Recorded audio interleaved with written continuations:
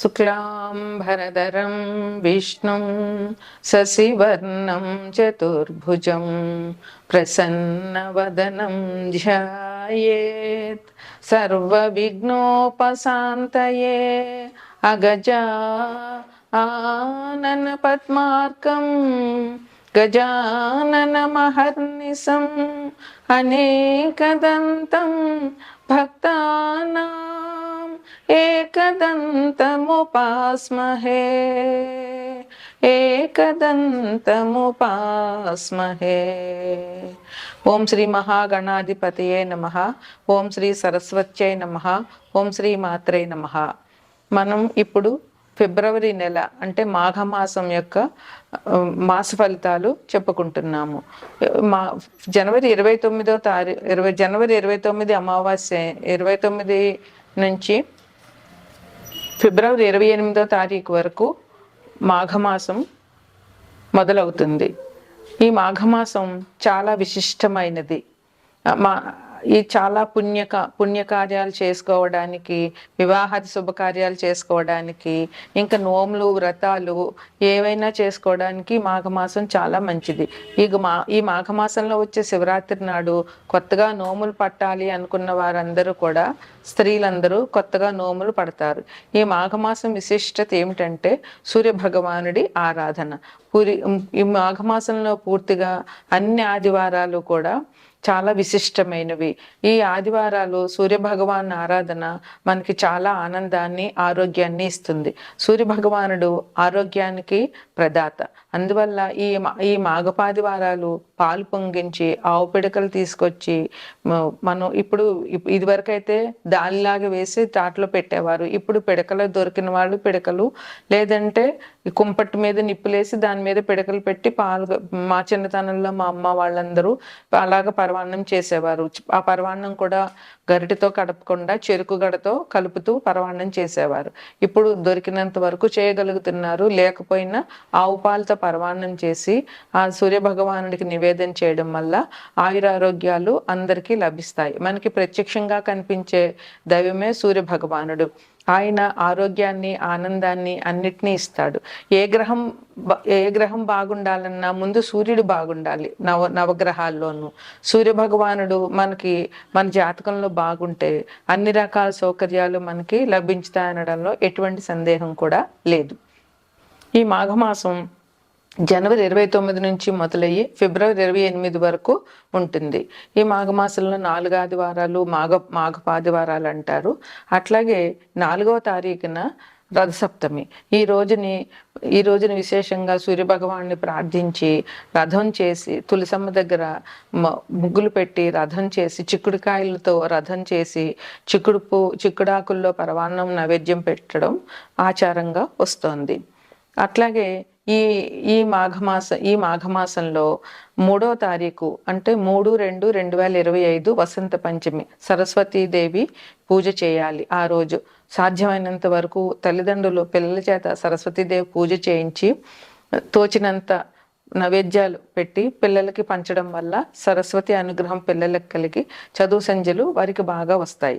ఈ వసంత పంచమిని తల్లిదండ్రులు పిల్లల చేత పూజ చేయించడం వల్ల పిల్లలు అభివృద్ధిలోకి వస్తారు. ఈ మాఘపాడ్యం నుంచి గుప్త నవరాత్రులు, శ్యామలా గుప్త నవరాత్రులు మొదలవుతున్నాయి. ఇవి జనవరి 30 నుండి మొదలయ్యి ఫిబ్రవరి 7వ తారీఖు వరకు ఈ నవరాత్రులు చేయాలి. ఈ 9 రోజుల్లోనూ మనకి నవరాత్రుల్లో ఇది కూడా ఒక రకమైన నవరాత్రులు. ఈ నవరాత్రుల్లో సరస్వతీదేవి పూజ ప్రాధాన్యంగా చెయ్యాలి. మాతంగి అష్టోత్తరం కానీ, శ్యామల అష్టోత్తరం కానీ, లేదా శ్యామల షోడశనామాలతో అర్చన కానీ, అదంతా రాకపోతే సరస్వతీదేవి అష్టోత్తరం కానీ, లేదా సరస్వతీదేవి సహస్రనామాలతో కానీ పూజ చేసి 9 రోజులు పిల్లల పుస్తకాలు దేవుడి దగ్గర పెట్టి తల్లిదండ్రులు పూజ చేయడం వల్ల పిల్లలు అభివృద్ధిలోకి వస్తారు. ఈ 9 రోజులు కూడా ఈ శ్యామలా గుప్త నవరాత్రులు కూడా ఈ మాఘమాసంలో చెప్పుకోదగినటువంటి మంచి పండుగ. ఇక అన్నిటికంటే ముఖ్యమైనది, చాలా విశిష్టమైనది మహాశివరాత్రి. అది ఫిబ్రవరి 26వ తారీఖుని మహాశివరాత్రి వచ్చింది. ఈరోజు శివుడిని పూజించడం వల్ల అందరికీ చాలా మంచి జరుగుతుంది. అన్ని దైవాల్లోకి శివ భగవానుడే ముఖ్యం. ఈయన్ని పూజ చేసి ఈయనకి అభిషేకం చేయడం వల్ల ఎటువంటి దోషాలున్న జాతకంలో అవన్నీ పూర్తిగా పోతాయి. శివ భగవానుడు సంకల్పించితే శివుడు ఆజ్ఞ లేనిదే ఏమైనా కుట్టదు అంటారు. మనకి ఏది జరగాలన్నా శివుడి ఆజ్ఞ ఉండాలి. అందువల్ల శివపార్వతులు ఈ లోకానికి తల్లిదండ్రులు. శివపార్వతులను పూజించడం వల్ల, శివుడికి అభిషేకాలు చేయడం వల్ల, భక్తితో ఓం నమ శివాయ అనే శివ పంచాక్షరి చేయడం వల్ల మనందరికీ కూడా చాలా మంచి జరుగుతుంది. జీవితంలో ఉన్న కష్ట నష్టాలన్నీ కూడా పోతాయి. అందువల్ల ఈ మహాశివరాత్రి నాడు పొద్దున్న ఉదయాన్నే లేచి గుడికి వెళ్ళి శివ దర్శనం చేసుకుని, ఇంట్లో పూజ చేసుకుని, రోజంతా ఉపవాసం ఉండి, రాత్రి ఎవరి ఆనవాయితీని బట్టి వారు పండ్లో ఫలాలో ఏదైనా తీసుకుని రాత్రి జాగరణ చేయడం వల్ల ఈ మహాశివరాత్రి పుణ్యదినం జరుగుతుంది. అందువల్ల ప్రజలందరూ కూడా ఈ మహాశివరాత్రిని మంచిగా జరుపుని శివుని కృపకు పాత్రలవుతారని ఆశిద్దాం. తదుపరి మిథున రాశి. మిథున రాశికి అధిపతి బుధుడు. ముందుగా ఈ రాశిలో ఈ మిథున రాశిలో గ్రహాలు ఎక్కడెక్కడ సంచరిస్తున్నాయో చూద్దాము. ఈ మిథున రాశిని లగ్నంగా చేసుకుంటే లగ్నంలో కుజుడు ఉన్నాడు. కన్యలో బుధుడు ఇంకొక రాశి అయినటువంటి కన్యలో కేతు ఉన్నారు. మకరంలో రవి బుధులు ఉన్నారు. కుంభంలో శని భగవానుడు ఉన్నారు. మీనంలో రాహువు శుక్రుడు ఉన్నారు. గురువు వృషభంలో ఉన్నారు. అంటే మిథునానికి వ్యయంలో ఉన్నారు. అందువల్ల ఈ రాశి వారికి మిశ్రమమైన ఫలితాలు ఉన్నాయి. మిథున రాశిలో మృగశిర 3, 4 పాదాలు, ఆరుద్ర 4 పాదాలు, పునర్వసు 1, 2, 3 పాదాలు ఉంటాయి. ఈ రాశి వారికి మిశ్రమ ఫలితాలని చెప్పవచ్చు. ఈ ధనానికి సంబంధించి ఈ రాశి వారికి ఎటువంటి ఇబ్బందులు లేవు. ధనం వీరికి బాగానే ఉంటుంది. ఈ మాసంలో వృత్తి వ్యాపారాలు ఏదైనా కూడా వారికి ధనానికి ఇబ్బంది ఉండదు. వారి ఖర్చుల సరిపడా ధనం వారికి లభిస్తుంది. అలాగే ఈ రాశి వారికి కొత్త వ్యక్తులతో పరిచయాలు జరుగుతాయి. ఆ పరిచయాల వల్ల వీళ్ళు అభివృద్ధిలోకి వస్తారు. వీరికి కూడా ఆ పరిచయాల వల్ల పేరు ప్రతిష్టలు పెరుగుతాయి. కొత్త సంఘంలో గౌరవ ప్రతిష్టలు కూడా వీరికి ఇనుముడింపజేస్తాయి ఆ పరిచయాలు. అట్లాగే వీరికి శుభకార్యాలు చాలా బాగా చేస్తారు ఈ మాసంలో. మాఘమాసం అంటేనే శుభకార్యాల మాసం అని చెప్పవచ్చు. ఎందుకంటే పెళ్లి ముహూర్తాలు ఉంటాయి, గృహప్రవేశ ముహూర్తాలు ఉంటాయి, అన్ని రకాల ఏ పుణ్యకార్యం చేయాలన్నా కూడా అందులోనూ ఉత్తరాయణం మూలంగా పుణ్యకార్యాలు ఇంకా ఎక్కువ చేయడానికి ఈ 6 నెలల్లో అవకాశం ఉంటుంది. ఎందుకంటే జనవరి 14 నుంచి ఉత్తరాయణం ప్రారంభమైంది కనుక ఈ ఉత్తరాయణ పుణ్యకాలం మళ్ళీ జూన్ వరకు ఉంటుంది. అందువల్ల ఈ మాసంలో ఒడుగులు చేయొచ్చు, గృహప్రవేశాలు చేయొచ్చు, గృహారంభాలు చేయొచ్చు, అన్ని పుణ్యకార్యాలు చేయడానికి ఈ 6 నెలలు బాగుంటుంది. అందువల్ల ఒక్క మూఢం లేకుండా ఉంటే, అందువల్ల ఈ రాశిలో మాఘమాసం అంటే శుభకార్యాలు చేయడానికి అనువుగా ఉంటుంది. ఈ రాశి వారు శుభకార్యాలు చేస్తారు. అనారోగ్యం అనేది ఈ రాశిలో ఎవరికి ఉండదు. ఈ రాశిలో వారందరూ కూడా ఆరోగ్యంగా ఉంటారు. వీరికి వ్యవసాయదారులకు కూడా ఈ రాశి వారికి చాలా బాగుంది.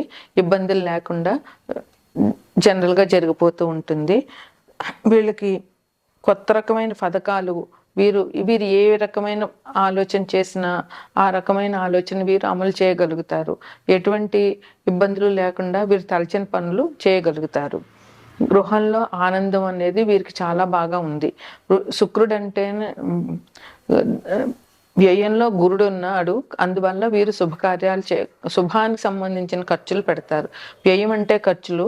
అయితే గురుడు వ్యయంలో ఉన్నారు కనుక వీరు గృహానికి సంబంధించినటువంటి లేదా శుభకార్యాలకు సంబంధించినటువంటి ఖర్చులు పెడతారు.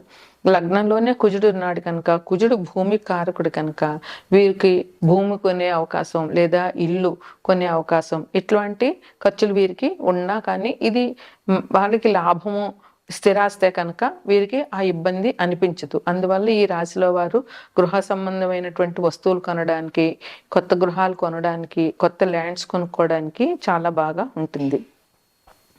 ఈ రాశి వారు సంతోషంగా, ఉత్సాహంగా, ఉల్లాసంగా గడుపుతారు. అయితే అందరికీ ఇది గోచారం ప్రకారం చెప్తాము. అయితే ఏ వ్యక్తి జాతకంలో ఏ గ్రహం ఎక్కడుండి ఇబ్బంది పెడుతుంది అనేది వారి జన్మజాతకాన్ని చూస్తేనే చెప్పగలుగుతాము.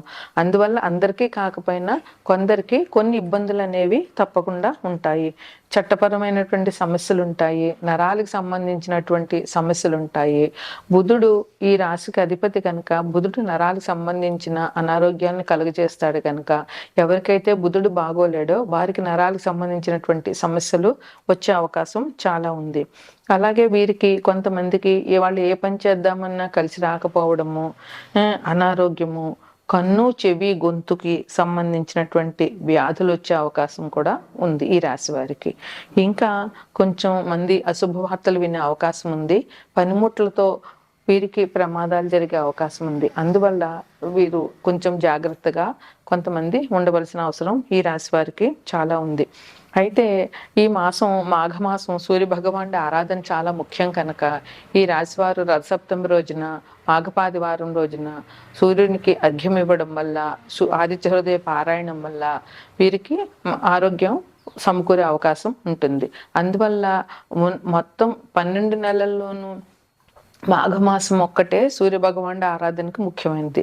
అందువల్ల ఈ నెలంతా సూర్యభగవానుడి ఆరాధించడం వల్ల సూర్యుడు ఆరోగ్యానికి ప్రతీక కనుక ఆరోగ్యాన్ని సంపాదించుకోవచ్చు. అందువల్ల అందరూ సూర్యభగవానుడి ఆరాధన చేసి ఆరోగ్యాన్ని పొందగలుగుతారు.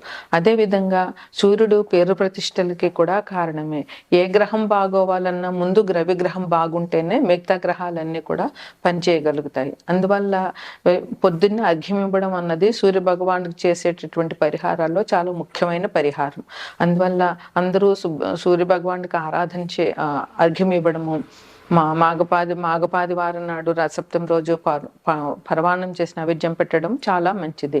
అదేవిధంగా శ్రీ పంచమి రోజున సరస్వతీదేవికి ఆరాధన చేయడము, మహాశివరాత్రి రోజున శివుని ఆరాధన, శివాలయ దర్శనము, ఓం నమః శివాయ పంచాక్షరి చేయడం వల్ల ఈ రాశివారు మరింత అభివృద్ధి చెందుతారని ఆశిద్దాం.